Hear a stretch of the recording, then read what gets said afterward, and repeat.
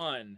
Hi, everybody. Welcome to session 4 of Tuesday of the Global Hope Conference. Right now with me, we've got Mike Hruska, and he's going to be talking to us about future-proofing your organization with design-driven thinking strategies. And his name is Mike Hruska, and we'll get that started up. Go ahead, Mike. Sounds great. Thank you, guys, and thank you all of you out there. Just a brief background. 2004, I was a researcher at the National Institute of Standards and Technology.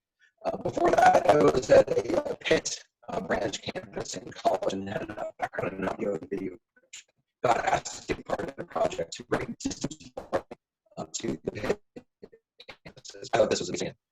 We might really be able to do some really interesting change and technology and do stuff all the equipment and all the things that we're supposed to do. It was interesting because the professors taught the same way, and the students were just in their classroom really far away. And I thought, wow, this intersection between education and technology could be so insanely fruitful. It could really change people's lives. Which is one of the things that just design. So I was putting my ears in quite variety of areas, and one of the problems in thinking, and delivery use of technology, and I've merged with a called last year, which is a mentor design learning from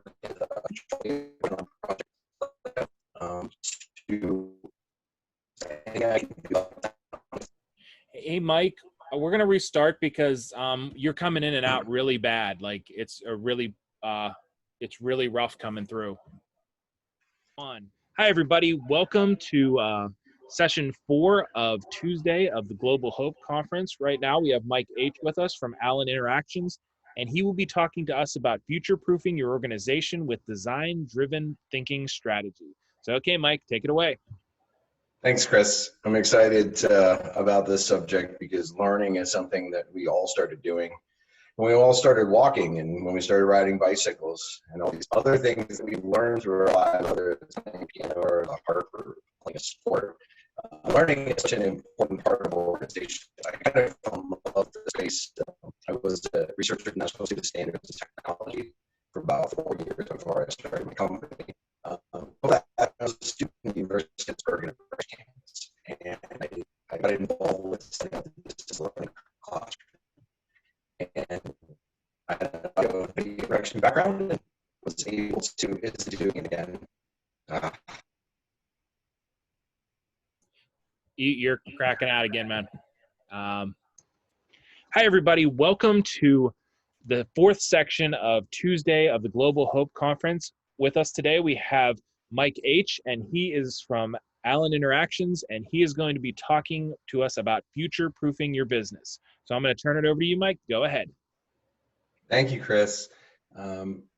You've all learned something in your life, and some of it might have been walking or riding a bicycle, or even more advanced things like sports or instruments. And learning is something that we all do individually, and we also learn to do it collectively inside of an organization or with an organization to the outside of the world. We learn a lot of things. This learning function I consider to be sort of the most important function in a business, being able to sense and understand and develop insights from information and be able to spread those through the organization. I was a researcher at the National Institute of Standards and Technology and kind of loved this space. But before that, I was a college student with an audio and video background. And I spent a little bit of time working on a distance learning project for the University of Pittsburgh. And I thought, well, that's just going to be absolutely amazing. We've got technology that's going to connect experts to students, and amazing and glorious things are going to happen. And we built all the things and rolled everything out. And the teachers taught exactly the same, and the students sat exactly the same. They were just disconnected and getting a 2D experience. And I thought, what a wonderful opportunity where this intersection between learning, education, training, and technology could do something really interesting. However, it didn't. And I've always wondered, what was the missing component? What was the thing that just wasn't there? And it was design. It was more about the technology than the human. And I became a student of design thinking a number of years ago, and really started to take those models and think about how to apply those to learning. So today, because I consider learning to be such an important part of an organization, I want to share with you some of the models that I've used to help organizations from government to nonprofit to Fortune 500 and even small and medium enterprise to help them think about how to understand and visualize the space that they're in, consider ideas where they might start to poke through and penetrate into new potentials for the organization, even towards innovation, and move in that way. I have a few slides here to share with you, I think. So important to understanding any space that I look at is the idea of what is the perception in that space. 2017, LinkedIn Learning did an interesting survey of workplace learning. And with interviews of Fortune 500 CEOs, they discovered a few things. Number one business impact is the thing that every single CEO wants. They want to see things that are moving the business forward as far as the number one measure. Number two is actually ROI. Now, only 8% of the CEOs actually saw some kind of business impact from the learning and development function of their organizations. And only about 4% were actually seeing ROI. This is interesting because the gap between perception and actuality is quite different. And there's a huge amount of room for opportunity. I'm on the advisory board of HR.com, and we really wanted to say at a deeper level, what the learning elements of an organization really think about the quality for what their organization does for the broader organization that they're part of. Only about 16% of the people agreed that their learning and development function is actually excellent. And only about 22% of them said that their learners tend to be engaged. Also, another gap in what is and kind of what can be. And if we really want to dig deeper from an empathetic standpoint, this data from the Association for Talent Development, or ATD, was from about a year ago. And they were surveying a wide variety of learning professionals in a wide variety of organizations, trying to understand what their top challenges were. One of them is getting management buy-in and follow-up. Some of them are working with subject matter experts, aligning training to the business and the business objectives. One perception is kind of being viewed as order takers. A lot of times in an organization, people say, this is what people need to know.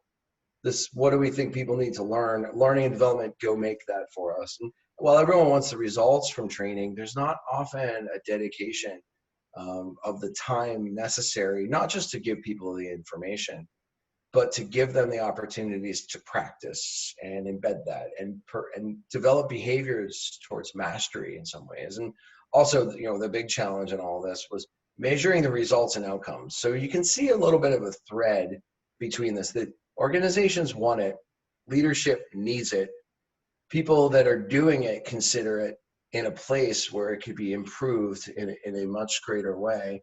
Yet, they're facing a variety of challenges that range from working with experts to not enough resources to do the job. So the question becomes, how can you help both the learning and development function of the business and the business have better conversations so that they can connect around this space and around this area?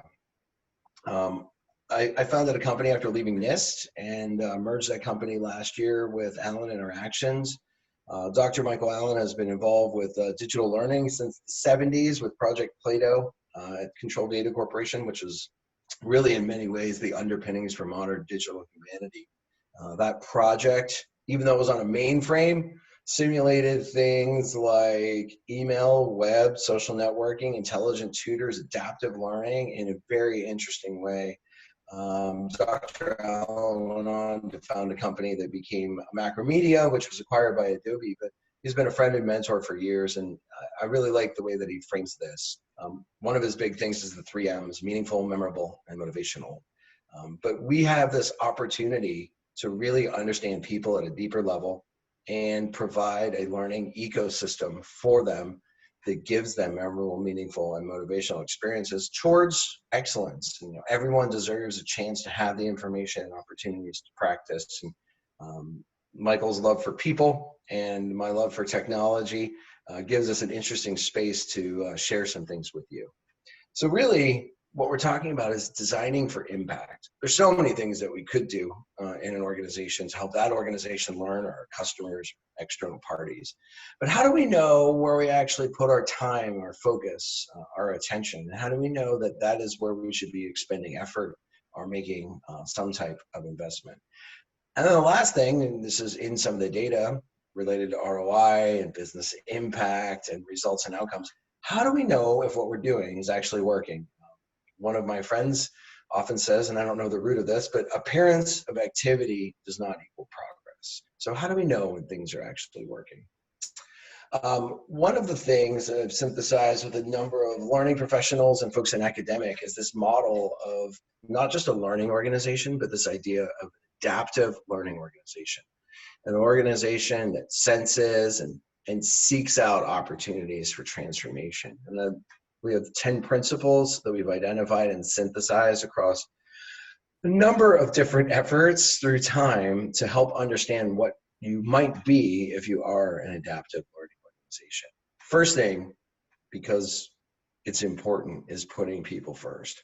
Whether we're onboarding them to an organization, whether they're a first-time manager, a first-time leader in a leadership track, in a technical role, or external facing, we've got to put people first and really dig deep in terms of empathy and understanding for what they need and what we want them to do, and then give them the best types of tools to get there. Second thing is ecosystems thinking. We live in a complex world of complex ideas, complex technology stacks, products along the way, and thinking holistically that anything in the ecosystem can affect anything else is really important frame for thinking. Next is connective collaboration. It's one thing to work with your team, but it's another thing to extend lines across the organization. And then a learning organization serves many functions in an organization. And this idea of connective collaboration helps to extend the reach and putting people first through the ecosystem into a more connective tissue for collecting and understanding problems, helping people achieve outcomes, and really seeking out performance. Purpose-driven design, as I mentioned earlier, is so important. If the whole goal of distance learning was just to extend the classroom, then that would have been just fine, but it wasn't. It was to engage people, to challenge people, to help them grow. And having clear purpose is incredibly important and also insanely attainable. Some of the design thinking tools that I'll share with you will help you understand how to really unpack the idea of purpose. Next thing is problem seeking. Often problems are thrown at us. Problem comes from pro and blamos, meaning something thrown in front of us. And you hear people say things like, we'll get out of this, we'll get through this, we'll get over this. They're really talking about the problem, which is this obstacle standing between us and an outcome. The organization's really good typically at defining the outcomes they want. That might be stock price or market position or revenue or other measurable goals. But these outcomes are often blocked by problems. And while people are problem solvers, and we're really good, in fact, that's one of our best things is starting to solve a problem, we often do that before we understand it. And sort of a core belief of ours is that if you articulate a problem well enough, like a donut, the solution will appear at the middle. So it's one thing to seek problems. It's another thing to articulate them before you solve them. I'm a nerd and I love data. And there's nothing like data to help you know that you're doing the right thing. In lean startup out there in the market, and you hear the terms pivot, you hear agile, you hear all of these things. These are data-informed strategies. And data-informed strategies need data, but data has to be turned into insights to continually adjust that strategy. Right now, as you see in some of the data I presented, there might not be a perfectly valued perception of L&D. They might be thought of another functional part of the organization. But considering the idea that learning and development is essentially the central nervous system, or could be at least, of the organization, and that they can sense and augment and adapt and change the organization, has a lot of value for transformation in the organization. And connective collaboration is one thing, but getting ideas or leveraging the collective intelligence of organizations and getting feedback consistently along a informed strategy is insanely powerful. As we talk about problem seeking, it's problems that stand between us and outcomes. If we want to move the organization forward, we have to really focus on outcomes that are relevant to the overall organization. In technology, people often think it's just the answer, but it is just a component of an adaptive learning organization. What I've done, and I'll have all of these available at a URL I'll share with you. What we've done is say, well, these are fine and dandy, but what do they mean? And how might you rate your organization so you can see areas that are strengths that you might build upon or areas of weaknesses that you could start to focus on in some ways. So for each of the principles, we have a little bit of an explanation and then a self-assessment on a Likert scale that could give you some data. Now, I've seen people take this and turn it into SurveyMonkey or Qualtrics and send it out to 1, 10, 100, or 375 people. I've seen someone take this themselves as a leader in an organization. I've seen some groups put dots on here and kind of share it to show the variability. There's a ton of different ways that you can use this scorecard.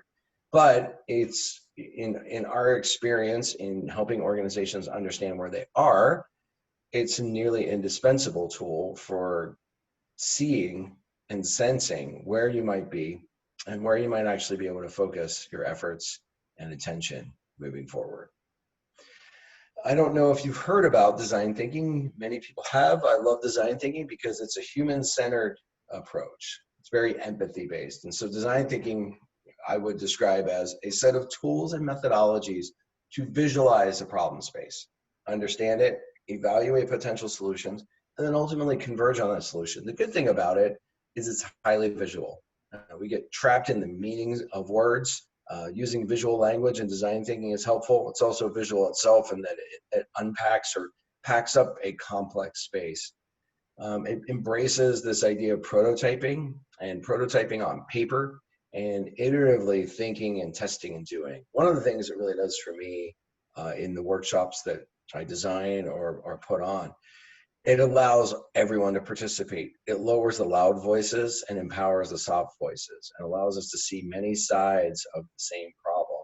And then exhaustively search together for some types of solutions. If you want to read more, there are a number of different books out there on design thinking.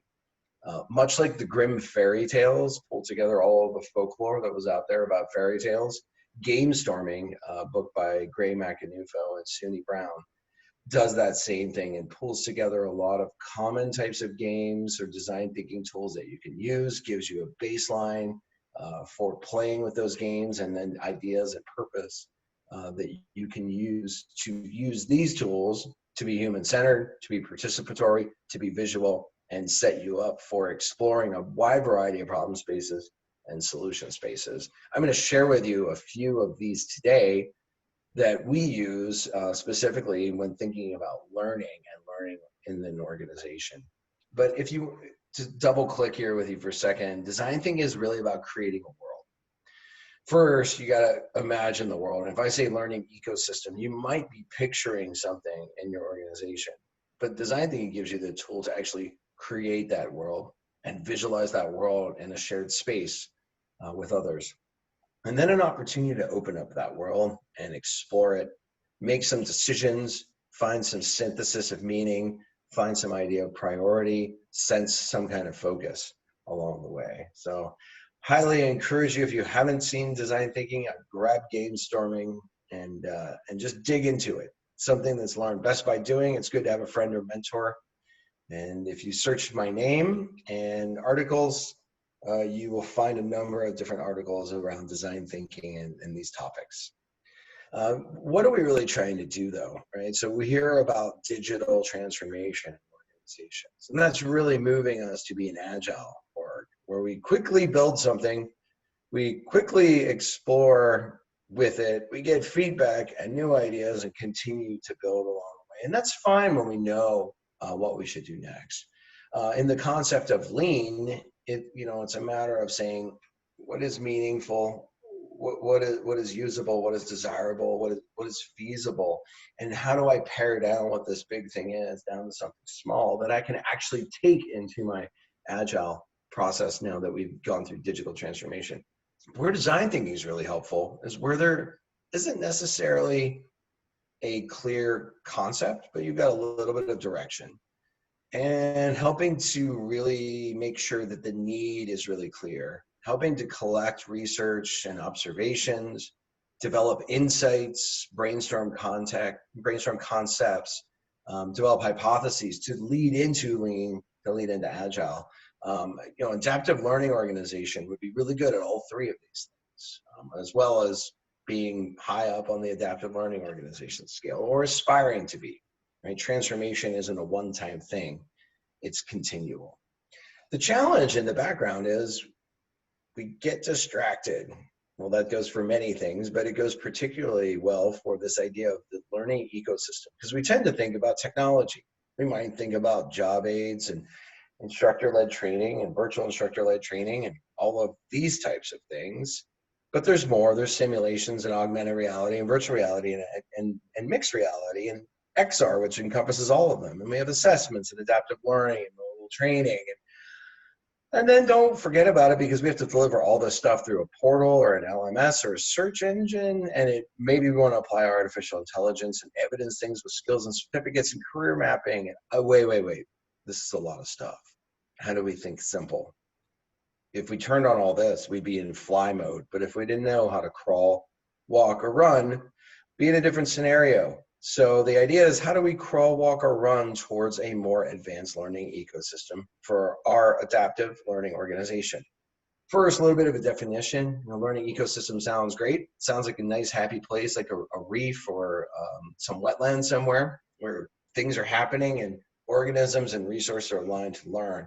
But if we situate that in the context of a business, it's the place where people, process, measurement, analytics, and the experiences that people have are supported with some type of technology and aligned with the business strategy. This is meant to start to give us a frame to solve some of the problems that we see when we talk about impact being the number one thing, but only 8% of CEOs see it. ROI being the number two thing, but only 4% are seeing it. And we see all these perceptions that cause challenges, in this problem space. So learning ecosystems, these are great things. This is a pretty simple model, but there's a lot more to it. So we developed, as a derivation of the business model canvas, we developed something called the learning ecosystem canvas. There are 9 elements. The right side is essentially, what are you trying to deliver to whom, and how will you know it, and how are you going to deliver it? And the left side is, how are you going to deliver the thing that you want to deliver? So this is, as I said, all available at the URL that I'll share with you at the end. So value proposition, what are we really wishing that we're going to deliver to our users? Is it a lifelong journey full of collaboration and cross-cultural support? Whatever that is, it's important to describe the value and purpose that we're trying to deliver in a learning ecosystem. Relationships are important. And so when we think about learning, what if we made everyone make a t-shirt with 3 words on it to describe their learning in an organization? What would be on the front of that t-shirt? And if we looked at all those t-shirts and synthesized that data, what might that look like? And what words would we really not want them to use? And what didn't they say what we might want them to say? These are some of the facilitation questions that are in this tool. And then when we think about the different segments of learners, what are the types of learners that we have? What are the big journeys that they're undertaking? What are the most important journeys? This idea of channels is, how are we reaching them? Is that through the web? Is it through marketing, emails? Is it through a learning management system? Is it through mobile learning? Is it through a 3D world, an augmented reality or virtual reality? There are things that you do today. There are things that you could do tomorrow. And there are things that you should do tomorrow. So this helps to unpack some of those channels.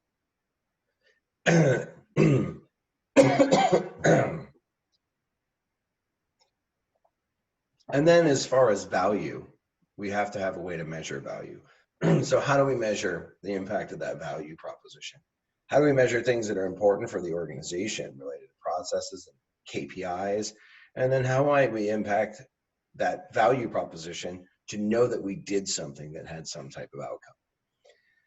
So important to delivering on this is your partner's activities and resources. So who do you have on your team, and who's going to help you actually get in the position to be able to deliver on this value proposition? And then who's on your team externally? Who outside might be a brain trust, a hive mind, or others? And then who's not on your team that you actually might need to really get the ball over the goal line here? There's activities. What are you currently doing to deliver the value prop? What might you do that you'd have to do, but you haven't started it yet? And what else do you think you could do given no constraints? And then there's always resources. There's technology resources, their time, their money resources. There's what you have, there's what you need, and there's what you got to get in order to get this done. And the last thing on the canvas, the investment driver. What is needed to do this?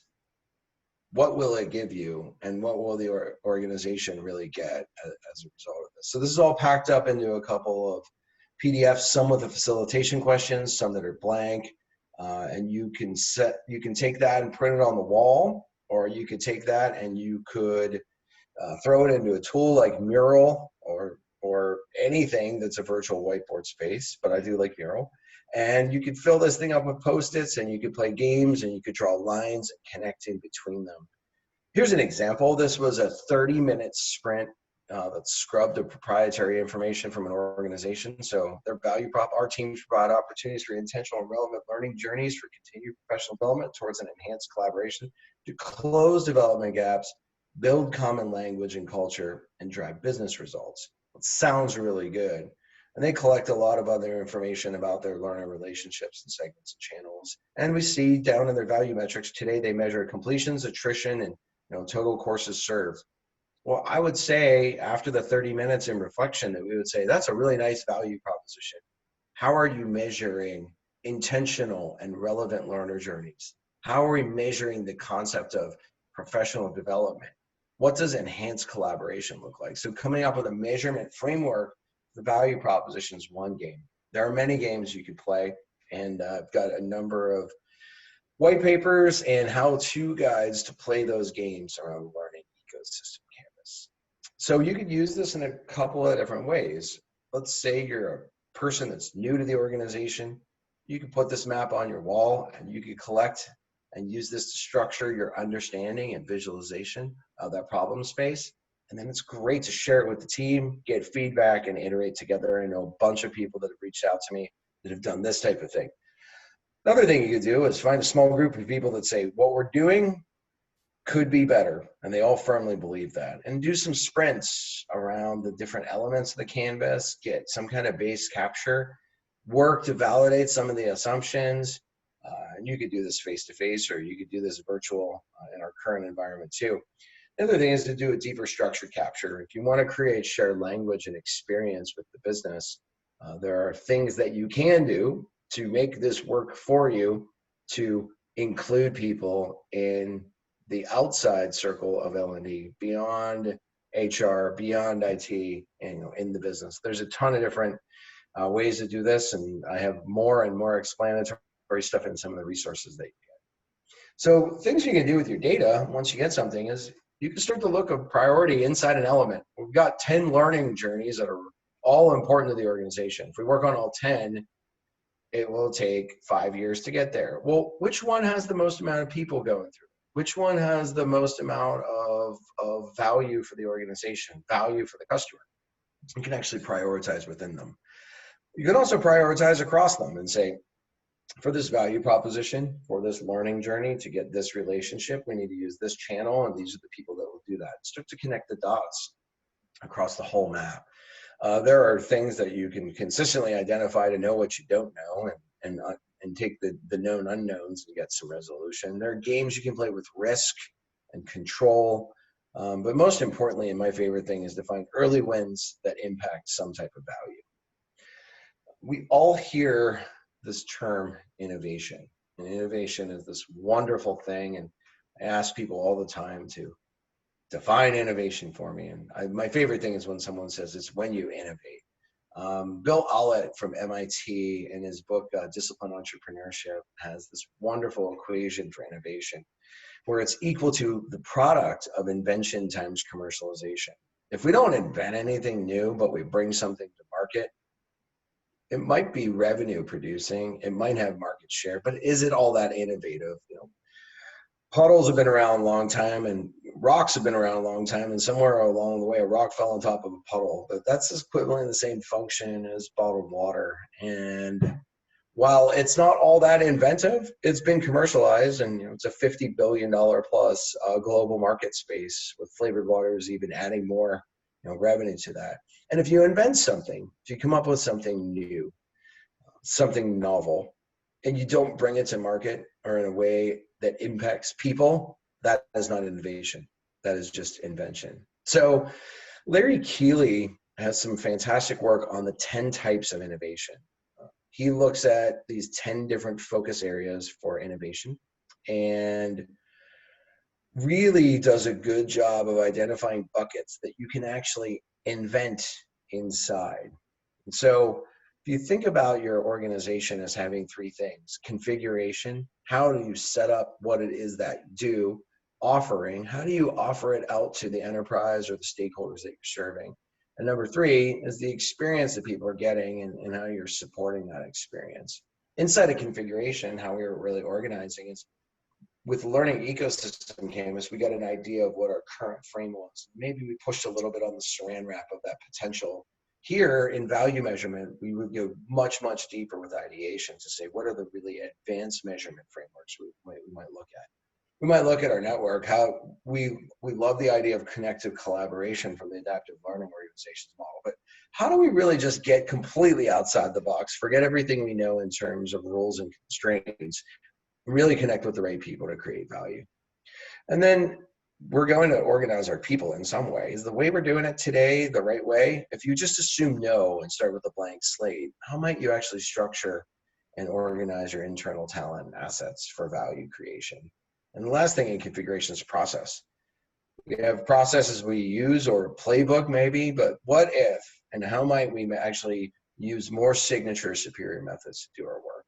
Then at the end of the day, our learning ecosystem, the alignment of people, process, measurement, technology, and analytics, and business strategy has to be connected in some way. So what are the distinguishing features and functionality, forgetting about the constraints that we have today, but what are those distinguishing features and functionality that we could take as a large, long scale, multi-year vector towards inventing things that make a difference for people?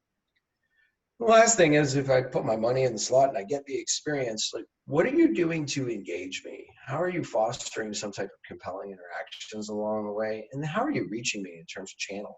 What am I getting? How often? How? Where is it? And what do I see it as? Is it Brave.org University as an example relevant here? And then what are the things that you could do to amplify the value in terms of services and other types of things? And in the resources, you will find this innovation building blocks canvas. So this takes that model that you see there, and you can throw this into Mural. You can print this out on the wall, and you could do extensive data collection and get all of the ideas you possibly can. What Larry Keeley found that was really interesting is that companies themselves that innovate in 5 or more of his innovation building blocks have a better stock position, stock price, market position, et cetera.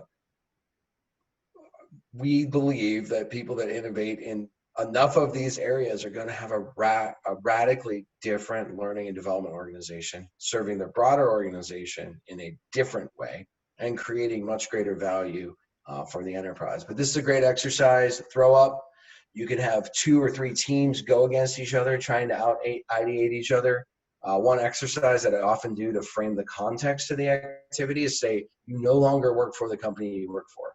You work for the #1 competitor, and you get to name the company whatever you want now. You just took it over, forgetting about all the constraints, all the blockers, all the rules, all the worldviews that are here today. What might you do in these areas to be inventive? And if you were able to take those inventions to market and to your users in the organization, how innovative might you actually be? Allen Interactions, we do everything from strategy to consulting to engineering to mobile learning. And if you want to apply emerging technology to a business problem or technology to an emerging business problem, we can help between that intersection between business, talent, and technology. What's next for you? I showed you 3 models today. One of them is a really easy self-assessment to get an idea of where you're at. The next around adaptive learning organization capabilities. Next model is the learning ecosystem canvas. This will help you understand how to frame and visualize your current space and see where you might be able to start with some type of breakthroughs into that next space. And the last thing is, if you really want to go beyond those breakthrough points and really think about innovation, how might you do that? Now, I put all of these resources at alleninteractions.com/futureproofing. They're white papers, or how-tos, they're templates, they're examples.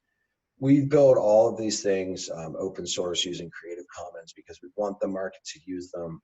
We want people we want people to be able to run with these tools and be self-starting with them. I'm always here to help. I love offering up ideas and how to use these tools. And if you get stuck, I love helping people. So feel free to reach out to me on LinkedIn or any other social source, or through our website. Half of my job is innovation coaching, which means sharing what I can with people in industry to help them along the journey for transformation. I'm all done. So I guess maybe I'll say this. You guys can edit that little piece out. Hold on one sec.